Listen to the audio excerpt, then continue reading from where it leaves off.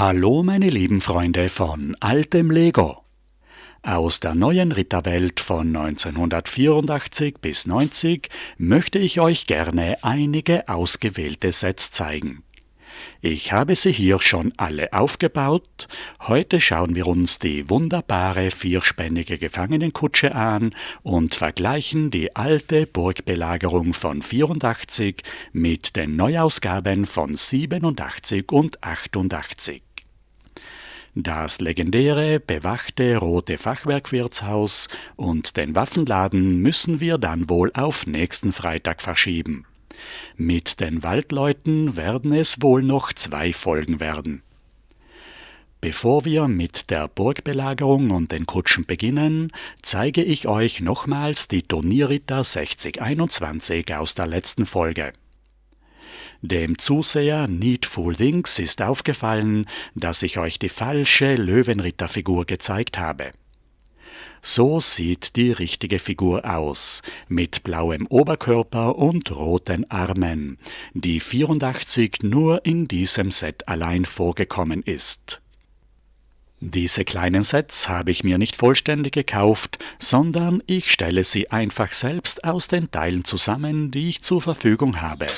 Deshalb werden mir auch heute wieder verschiedene Teile fehlen, die ich mir dann erst später zusammensuchen werde.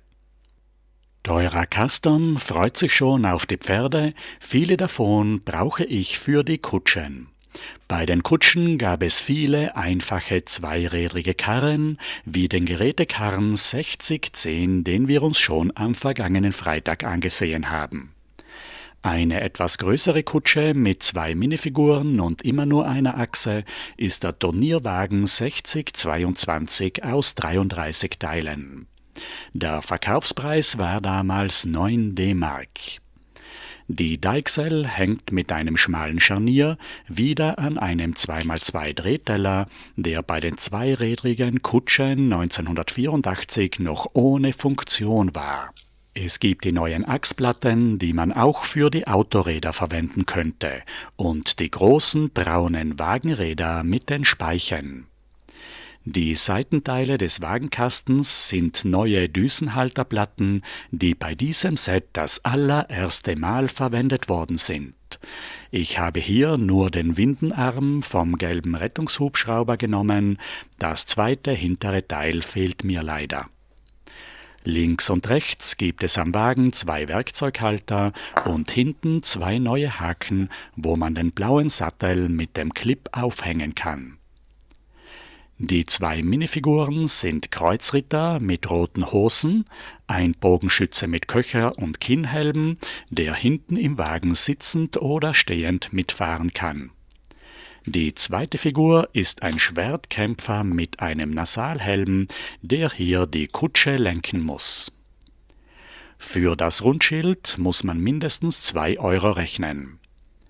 Das schwarze Pferd kann man ausspannen, bei diesem Set ist kein extra 1x2 Stein für den Pferderücken dabei. Wir setzen aber den mitgebrachten blauen Sattel ein und ein Ritter kann mit dem Pferd reiten. Das Schwert können wir in den einzelnen Seitenclip an der rechten Seite vorsichtig einschieben. Bei diesen alten Sachen sollte man die Werkzeuge auf keinen Fall in die Clips eindrücken. Als Langwaffen sind eine braune Hellebarde und ein brauner Speer mit 2 Wimpeln dabei. So bekommt man 2 gut ausgestattete Ritterfiguren mit 6 Waffen. Nur die Turnierlanze und das Spitzschild fehlen bei diesem Turnierwagen. Hier sehen wir den Lego-Katalog vom 2. neuen Ritterjahr 1985. Man konnte Ivanhoe und Eisenerz spielen, aber es gab noch keinen Robin Hood. Im Januar 85 gab es 3 neue Rittersets. Beim zweirädrigen Karren gab es das erste Mal die neue Schatztruhe mit dem Deckel zum Öffnen, 4 Jahre vor den Piraten. Bei der vierspännigen Gefangenenkutsche waren 5 Pferde dabei und bei der Deichsel wurde das erste Mal die Drehfunktion vom Drehteller genützt. Ein Dorfbewohner mit roten Hosen ist der Gefangene auf der Flucht. Die Zipfelmütze sollte wie beim Schmied schwarz sein. Der Turnierritter reitet dem Flüchtigen hinterher und nimmt ihn fest. Mit der vierspännigen Gefangenenkutsche können wir den Häftling abtransportieren. Die 4 Pferde sind mit 6 noppenlangen, längs- und quergestellten Scharnierplatten angespannt. Das Scharnier ist am 2x2-Drehteller eingehängt, der das erste Mal als lenkbare Deichsel verwendet wird. Wegen den alten, großen Vorderrädern ist der Lenkeinschlag bei dieser Kutsche noch sehr klein. Am Boden der Kutsche ist ein neuer 2 Noppen schmaler Fahrzeugrahmen eingebaut. Die Seitenwände sind schwarze Burgmauernelemente. Die Heckklappe hat oben einen Verschluss aus einem blauen Scharnierstein, Jumperplatte, Werkzeughalter und Funkantenne als Fahnenmast. Die Scharniere unten an der Klappe sollten eigentlich blau sein, ich hatte sie nur in schwarz. Über die dicke Rampe kann der Gefangene in die Kutsche einsteigen. Drinnen gibt es leider nur wenig Platz. Wir schließen die Klappe und die Gefangenenkutsche kann abfahren, schwer bewacht vom Turnierritter und den 2 Rittern vorne auf der Kutsche. Der Kutscher mit blauem Umhang hat einen Speer in der Hand und auf dem Dach sitzt ein Bogenschütze. Die Kutsche hat am Dach als Gepäcksträger eine Mulde, in der man die offenen Noppen von den Wandelementen sieht. Vorne gibt es links und rechts blaue Säulen aus Rundsteinen mit blauen Werkzeughaltern für Waffen. Der Wagenkasten ist sehr einfach und schmal gebaut. Bei der Rückenklappe fehlen mir wie gesagt die blauen Scharniere. Hier sehen wir nochmal den oberen Verschluss. Zwischen den Wandelementen gibt es zwar ausreichend Platz, aber man kann die Figur nur sehr schwer in die Zelle hineinstellen und bekommt sie auch nur schwer wieder heraus. Das Wageninnere ist also schwer bespielbar und man kann eigentlich nur die Figur hineinwerfen und wieder herausschütteln. Das ist keine zufriedenstellende Spiellösung. Man hätte die Kutsche entweder breiter bauen oder mit einer abnehmbaren Seitenwand ausstatten müssen. Insgesamt ist das Modell also nicht ganz optimal gebaut. Hier sehen wir nochmals alle 4 Figuren, ein Kreuzritter als Bogenschütze mit dem schwarzen Kinnhelm, einer mit dunkelgrauem Nasalhelm und blauem Umhang, ein Turnierritter mit blauem Löwenritterwappen und der Gefangene müsste eine schwarze Zipfelmütze tragen. Das Set aus dem Jahr 1985 besteht aus 97 Teilen mit 4 Minifiguren und 5 Pferden und hatte den stolzen Verkaufspreis von 28 D-Mark. Nach den Kutschen kommen wir jetzt zur Burgbelagerung. Zuerst schauen wir uns die 2 Belagerungsgeräte aus dem ersten Ritterjahr 1984 an und beginnen mit dem Katapult. Die Steinschleuder 6030 besteht aus 75 Teilen und kostete 14 D-Mark. Es sind viele Technikelemente eingebaut, die Räder sind einfache Riemenscheiben, die mit Technikachsteckern in 1x8 Lochsteine eingesteckt sind. Zwischen die Lochsteine ist eine 6x6 Cockpitwanne eingehängt, die wir auch von vielen Raumschiffsets kennen. Der untere Teil des Aufbaues besteht aus 6 75° Schrägsteinen. Darauf sitzen 4 Werkzeughalter und 2 Haken. Der obere Teil des Aufbaues besteht aus einfachen 1x1 und 1x2 Bausteinen. In der Mitte führt durch 2 Techniklochsteinen eine 6 Noppen lange Technikachse, die links und rechts mit 2 Buchsen festgehalten ist. Der Katapultarm ist aus 3 2x8 Techniklochplatten zusammengesetzt. Auf der Seite ist noch eine 2x2 Rundplatte zur Fixierung und vorne sind 3 Rundplatten als Gewicht eingebaut.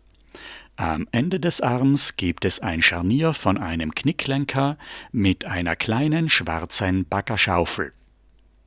Jetzt können wir die Burg unter Beschuss nehmen und eine volle Ladung gelbe Rundsteine abschießen.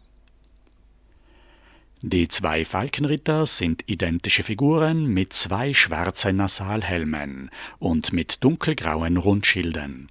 Es sind 2 Lanzen und 2 Schwerter dabei. Die Waffen kann man an den 4 Werkzeughaltern am Katapult aufhängen.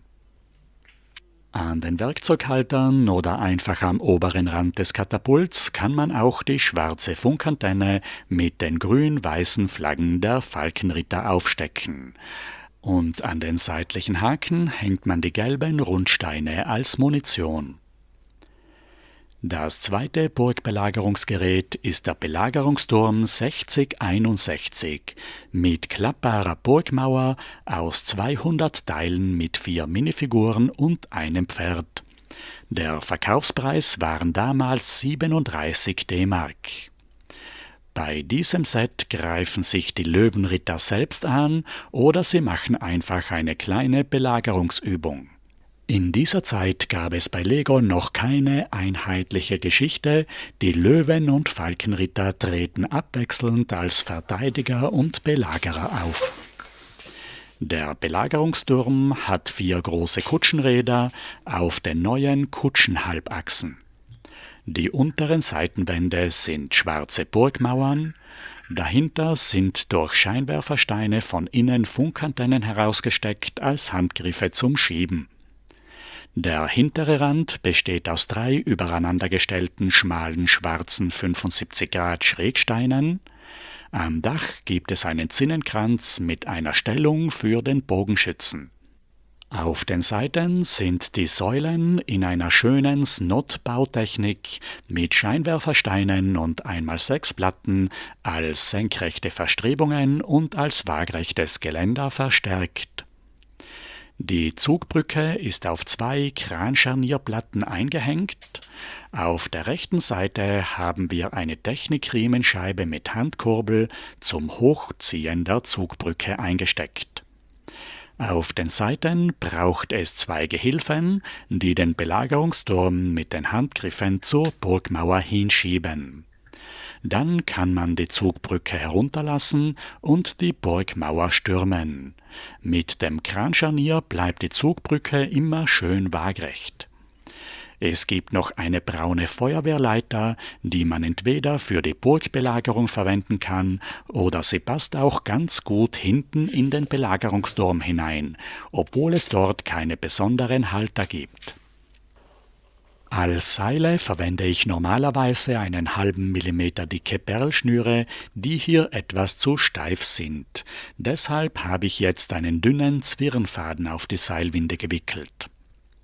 3 Figuren sind Kreuzritter mit blauen Hosen, ein Bogenschütze und 2 Wachen. Und die 4. Figur ist ein Turnierritter mit Schwert und Rundschild. Die Burgmauer besteht aus 2 Teilen auf grünen 2x10 Platten. An der Seite ist ein schmaler schwarzer Tisch. Die beiden Mauerflügel haben in der Mitte ein Scharnier, man kann sie aber wegen den 2 Werkzeughaltern mit den Lanzen nicht ganz zusammenklappen. Wenn es ganz ausgeklappt ist, bleibt das Mauerteil auf der 2 Noppen breiten Grundplatte nicht stehen, es muss immer angewinkelt sein und eignet sich ganz gut als Eckelement für die Burgmauer. Alle Burgmauern haben an den Seiten die Techniklochsteine mit den Steckern und können untereinander verbunden werden, wie hier mit der Burgschmiede, die wir uns am vergangenen Freitag angeschaut haben. So bekommt man auch schon mit einigen kleineren Sets eine schöne Burg- oder Stadtmauer zusammen. Die beiden Burgbelagerungssets wurden schon nach einigen Jahren 1987 und 88 erneuert. Diese schönen alten Sets hat Patrick im Originalzustand mit den Originalverpackungen aus seiner eigenen Kindheit aufbewahrt und mir für das heutige Video geliehen. Wir vergleichen jetzt die alten großen Belagerungsgeräte von 84 mit den neuen von 87 und 88, die wesentlich kleiner gebaut sind. Dafür bekommt man statt dem alten kleinen Mauerteil beim erneuerten Belagerungsturm schon eine vollwertige Burg mit einem hohen Turm dazu. Das Fahrgestell hat dieselben Kutschenräder, aber der Aufbau vom neuen Belagerungsturm ist viel kleiner. Der alte Belagerungsturm hat die typische markante Zugbrücke, die hochgestellte Stellung für den Bogenschützen und die Aufstiegsleiter. Beim neuen kleinen Belagerungswagen ist als Spielfunktion unten ein Rambock eingebaut. Die Sturmbrücke kann man nicht mehr klappen und auf dem Laufgang hat der Bogenschütze kaum eine Deckung. Der Belagerungswagen hat viel verloren, aber das Mauerteil ist dafür eine vollwertige Burg mit 3 Mauern, Burgtor und Turm mit den neuen Eckmauerelementen. Beim alten 6061 ist das kleine Doppelmauerteil nur ein kleines Zwischenstück, beim neuen 6062 haben wir eine vollwertige Burg. Die neue Burgbelagerung mit Rambock 6062 besteht aus 214 Teilen und hatte einen Verkaufspreis von damals 34 D-Mark. Jetzt können wir die wunderschöne Originalverpackung von Patrick zur Hand nehmen. Es war eine mittelgroße Klappdeckelpackung mit 2 Sichtfenstern. Im großen Fenster auf der linken Seite war der Blister mit den Figuren und einigen Bauteilen. Darunter und auf der rechten Seite gab es die Beutel mit den Steinen, die man mit dem Innenkarton seitlich herausziehen kann. Am Innendeckel sieht man in der Mitte das übliche Bild mit dem spielenden Kind, links die Spielfunktionen und auf den kleineren Bildern einige Alternativmodelle. An der Oberseite der Verpackung gibt es den großen Legoland-Schriftzug und bei den italienischen Packungen den typischen weißen Aufkleber mit den Sicherheitshinweisen. Auf der Rückseite sehen wir Fotos von vielen weiteren Alternativmodellen. Eine kleine Burg, eine Gefängniszelle, einen verkleinerten Belagerungsturm und 3 verschiedene Kampfszenen mit den Ritterfiguren. Die Bauanleitung ist ein kleines, dünnes DIN A5-Heft mit 12 Seiten. Das Copyright ist aus dem Jahr 1987. Man sieht, dass das Heft in der Mitte gefaltet war, obwohl es in der großen Packung leicht Platz gehabt hätte. Auf der ersten Seite sieht man die 6 Minifiguren, von Seite 2 bis 5 ist der Bauplan vom Rambock mit 15 Bauschritten. Auf den restlichen Seiten gibt es nochmals 14 Bauschritte für die kleine Burg. Die 6 Figuren sind gerecht auf die Falkenritter und Löwenritter aufgeteilt, mit genau derselben Bewaffnung. Bogenschütze, Hellebardenkämpfer und Speerwerfer. In der Burg hängen noch 2 extra Hellebarden und am Belagerungsturm kann man 2 Lanzen links und rechts und 2 Schilde zur Dekoration einstecken. Für die Falkenritterburg gab es kein extra Schild, aber über der Eingangstür einen Lampenstein, wo man ein Schild aufhängen könnte. Der Angriffswagen hat oben einen Belagerungsturm mit Treppe und Sturmbrücke und unten einen Rambock. Die Burgmauer hat einen hohen Turm, eine schmale Eingangstür und eine kleine dritte Seitenwand zum Einklappen. Der Belagerungsturm fährt auf 4 großen Kutschenrädern, die mit 4 kleinen Halbachsen am Rahmen festgemacht sind. Der Aufbau besteht aus 4 schwarzen 1x5x4 Halbbögen, die bei den Waldleuten als Baumäste verwendet werden. Hinten gibt es eine kleine Aufstiegstreppe mit 5 Stufen, oben einen Laufgang mit Zinnenwand als Deckung für den Bogenschützen und vorne eine kleine Brücke mit niedrigen Gartenzäunen als Geländer. Unten ist ein Rambock eingebaut, den man mit 2 Handhebeln auf Führungsfliesen nach vorne schieben kann. Mit dem Rambock kann man die kleine Burgtür einstoßen, man kommt aber wegen der Sturmbrücke nicht ganz hin und der Türrahmen ist auch ziemlich breit. Die Falkenritter versuchen ihre Burg tapfer zu verteidigen, aber die Garagentür hat keinen Riegel, sie ist nur leicht angelehnt und man kann sie mit dem Rambock schnell einstoßen. Die Löwenritter versuchen die Burg über die Zinnen zu stürmen, aber die Falkenritter haben eine viel bessere Deckung und der Bogenschütze nimmt sie vom Turm aus ins Visier. Die Burgmauer ist kein Zwischenelement wie bei den anderen kleinen Sets, sondern eine vollwertige mittelgroße Burg mit einem schönen Turm, einem Eingangstor und 2 Mauerflügel, die man zu einem kleinen Burghof zusammenklappen kann. Es gibt 4 alte, gerade Mauerelemente und 4 neue Eckformteile für den schönen, gerundeten Turm. 2 Formteile sind bedruckt, auf dem Turm steht oben eine schwarze Funkantenne mit der blau-weißen Falkenritterflagge. Es ist nur schade, dass beim Zusammenklappen an den Ecken beim Zinnenkranz Lücken entstehen. Ein Jahr später, 1988, wurde auch das Katapult erneuert, als Set 6039 mit 69 Teilen. Es ist viel kleiner und zierlicher gebaut als das alte, massive, hohe Katapult von 84. Statt einem großen haben wir jetzt 2 kleine Wurfarme, mit denen man wieder die gelben Rundsteine als Geschosse abfeuern kann. Hier sehen wir, wie damals die kleineren Packungen ausgesehen haben. An der Oberseite gibt es eine Lasche zum Aufhängen, an der Seite haben sie wie heute eine Perforierung zum Aufreißen.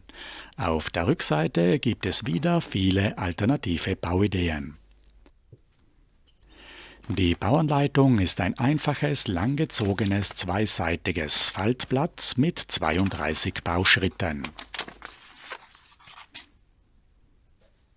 Das Set besteht aus 69 Teilen, es sind 2 Figuren mit Nasalhelmen und Rundschilden dabei. Der Schwertkämpfer trägt das Wappen mit den gekreuzten Hellebarden. Der Reiter hat einen Brustpanzer und eine Turnierlanze. Das Pferd trägt die neue Schabracke von 1988. Wir haben schon den neuen Sattel mit den 2 Schwerthaltern auf der linken und der rechten Seite. Bei der Schabracke wurde der Sattel einfach mit einer Decke erweitert, die vorne und hinten einen Schlitz für den Kopf und den Schwanz des Pferdes hat. Die Schabracke ist schön verziert und mit dem Löwenritterwappen bedruckt. Bei der Steinschleuder gibt es die neuen kleinen 27 mm Speichenräder, die in diesem Jahr 88 das erste Mal herausgekommen sind. Sie sind an den alten Radachsen von 84 aufgesteckt. Das Fahrgestell ist aus einfachen Platten gebaut. Im Aufbau haben wir unten links und rechts eine Hakenplatte, an der 2 rote Rundsteine aufgehängt sind. Die Scharniere sind brandneue 1x2 Techniksteine mit fest angegossenem Stecker. Darauf steckt eine waagrechte 2x2 Technikösenplatte. Die Schleuderarme sind die schmalen 1x6 Scharnier-Backerarme, die wir schon bei der Kutschenanspannung gesehen haben. Vorne sind als Handgriffe 2 quergestellte 1x2 Scharniersteine aufgesteckt und hinten eine kleine Baggerschaufel von 84 von einem Löffelbagger. Oben werden die Arme von 2 roten 2x2 Platten zusammengehalten und in Scheinwerfersteine eingesteckte Funkantennen sind die Stopper für die Katapultarme. Auf der hinteren Ablage kann man als Munition die 4 gelben Rundsteine abstellen. Wir legen sie als Geschosse in die Baggerschaufel und feuern sie auf die Burg ab. Oben gibt es am Aufbau vorne und hinten 4 Werkzeughalter für Funkantennen als Fahnenmasten und 2 Lanzen. Vorne steht ein brandneues braunes Fass, das in diesem Jahr 88 auch ganz neu herausgekommen ist. Abgedeckt ist es mit einer 2x2 Rundplatte. Bei diesem direkten Vergleich der zwei Burgbelagerungspackungen sehen wir, wie die Sets schon in wenigen Jahren viel kleiner geworden sind. Aber es sind auch viele neue Bauteile dazugekommen, die eine detailliertere Bauweise ermöglichen. Und mit dem neuen Turnierpferd und der besser und größer gebauten Burgmauer sind die Sets auch viel ansprechender geworden. Mit diesem Vergleich der zwei alten und neuen Burgbelagerungssets sind wir auch schon am Ende des heutigen Videos angelangt. Am nächsten Freitag zeige ich euch das legendäre, bewachte rote Fachwerkwirtshaus 6067 und den kleinen Waffenladen von 86, bevor wir dann voraussichtlich erst am übernächsten Freitag zu den wunderbaren zwei Waldleute-Sets mit Originalverpackung von Patrick kommen. Das Baumversteck 6054 und der seltene Flussübergang 6071. Für heute bedanke ich mich bei euch allen ganz herzlich, dass ihr zugesehen habt und wünsche euch allen noch ein wunderschönes Wochenende. Auf Wiedersehen!